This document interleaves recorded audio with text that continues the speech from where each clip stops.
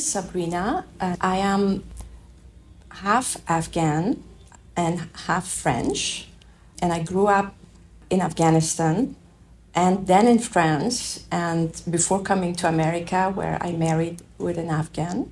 I grew up speaking two languages, French and Farsi, which we call Dari, often in Afghanistan.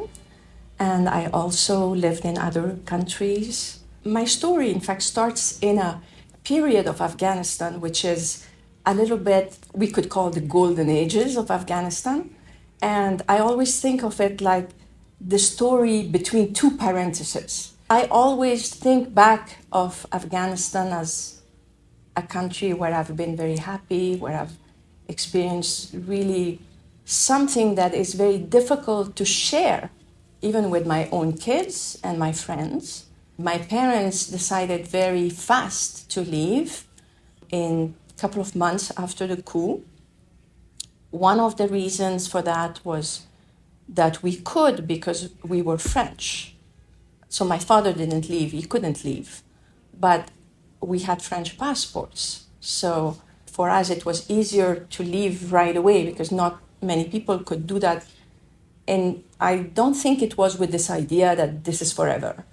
I think my father thought, okay, let them go abroad for, it will calm down. I think everybody was in a delusion that it cannot stay like that. We left from Kabul, we drove to Pakistan, and then from Pakistan, we took a flight to Paris.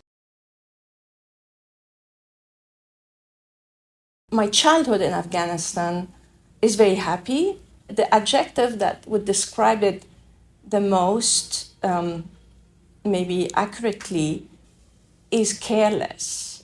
Careless in a positive sense, like you don't really worry about anything. Yeah, you wake up and you just live your life and you have friends and you go to school. And this kind of lightness of the heart, which I find you lose when you are uprooted. But I find that this lightness of the heart is not, it's not just when you're in exile and you have to leave. It's also sometimes when you leave willingly, like I did when I left France for America just because I married. But you leave behind a part of yourself. You can never take everything. So as soon as you experience that loss, I think that lightness goes away. There's a lot of girlhood in Afghanistan, like a lot of, you're always with women, with your cousins, because the men are a little bit out of reach. And so there's so much of that communality of women, of community, just a lot of feeling of not being alone. And for me, the West, the way I experienced it in France and in America, even more, because compared to Paris, is loneliness. My childhood was, I would go in the street, ride my bike in Kabul and feel no separation from the trees, the air, the mountains around. That feeling that you know everything, like everything knows you and you know everything. Like every house knows you, you know everyone, you know every face, even if you don't, but you know the beggar, you know the neighbor, you know everyone. And that kind of gives you a feeling of belonging that is very hard to replicate somewhere else. I think that many people who have had to leave, probably there is a little bit of amnesia always for these moments that they're so hard to remember. And even the parents, even them, it's very hard for them. I just remember very glimpses of, first there were people arrested, people close to us. We knew there was danger. So there were a discussion at home, and there was this feeling in me that my father was in danger, maybe. Also, and there was this feeling of danger at school, because my parents would always say, you don't say anything at school, you don't talk to anyone, you don't. And so what I remember is more the secrecy of not being able to tell your best friend, your own cousins, that kind of planning that went on for a couple of weeks. And I think that's what I register more, that is the guilt of doing something, of betraying a little bit by leaving. The fact that my father was staying, I because it didn't feel permanent at that time, I don't, it's something that I have kind of blanked on. I don't see him in the picture. It's really strange. It bothers me because I see my dog, I see my house, I see the two people who worked, the gardener and my nanny, basically, who are just looking, and I don't see him. I think that I just didn't want to accept, maybe, that he was not coming.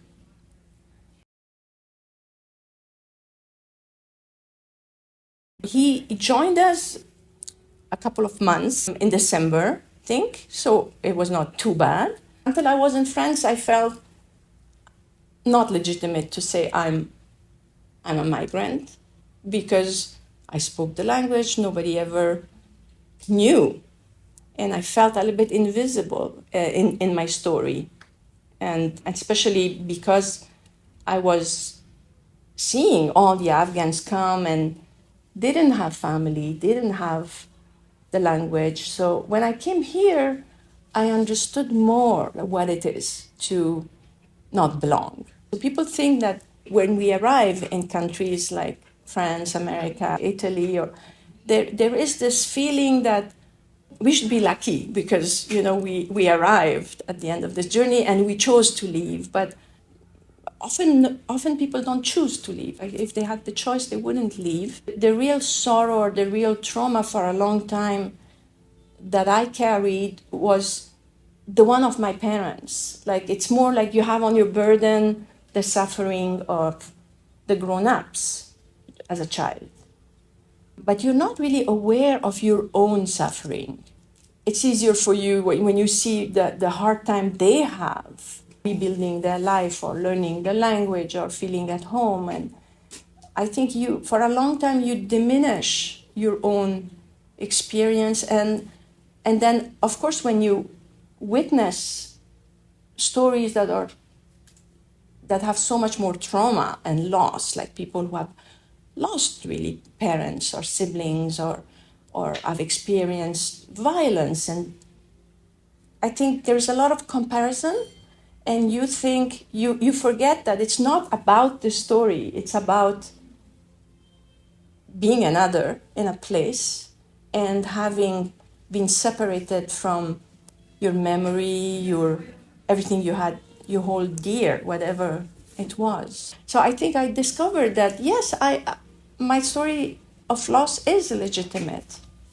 And each story is legitimate as long as you feel that you've lost something, and every new beginning is difficult. So I have worked with RIT in 3 different settings. In the 3 cases, what stood out for me was the picture that I had before I started, the fears that I had, that, I'm coming here from, I've been here for 20 years, I live in a house in San Francisco, and I have 2 kids who are going to school and college, and again, that guilt somehow, again, a little bit that guilt of now, going into something that I pictured, maybe carrying a lot of trauma, a lot of sadness. And on the opposite, I found that there was a lot of joy. There's a lot of laughter, and I feel that I learned a lot from that experience. I discovered going to RIT that it was the community that is really what makes this whole journey of adapting yourself to a new place possible. So I remembered how important it was to have people who show you the way. But I also remembered that there was always a give and take, that we would show the way, but we would get so much through the fact that these people were speaking our language, that we would build a community and we could celebrate things together. Came to the US in 2000. It was difficult. It was much more difficult than I imagined. Like I took it very lightly, thinking, oh, I'm a grown-up French person, and going to America is not a big deal. But it was a big deal. I realized that even though I spoke English less than now, but even though when you come to America coming from France, there's always, oh, Paris, or, this admiration for everything French, especially in California. And so again, I was kind of in my two identities, like my American friends wanting to absolutely see more the French in me than the Afghan in me. So I was with my daughter skiing I was in Tahoe. She wanted to learn how to ski, and so we were in this little thing that takes you up. And a family came with us. And this teenager, because when I speak, I have French accent. So when I told them, yes, of course, sit here, they said, are you French? And it was a big smile, are you French? And I said, yes, but I'm also from Afghanistan. And I don't know why, usually I don't say that, but there was something in me that I felt, my daughter is here, and I want to reclaim, these two identities. And the boy looked at me and she said, I hate Afghanistan. And I was so taken by that. The parents were a little bit embarrassed. And I was so taken by why. I said, Afghanistan now is at war. And I think the thing that you see, I can understand that they are shocking. But my Afghanistan, when I was your age, was a country very beautiful, very peaceful, full of sceneries like here, and more beautiful. And I hope that one day you will understand that this is not just one thing. You don't hate Afghanistan, you hate war. That's what you hate, and that's what I hate too. Because war destroys people, and war destroys humanity in people, and brings a lot of suffering, and also create these false pictures, like the story of a people and the story of a country gets resumed, summarized by war and killing and horror, and everything else gets, erased. Often these wars are fed by the outside. They're not even, coming from inside of these countries. When I work with Afghans at RIT and also with Afghan youth, what I see often is not having this awareness of the wealth of their own culture.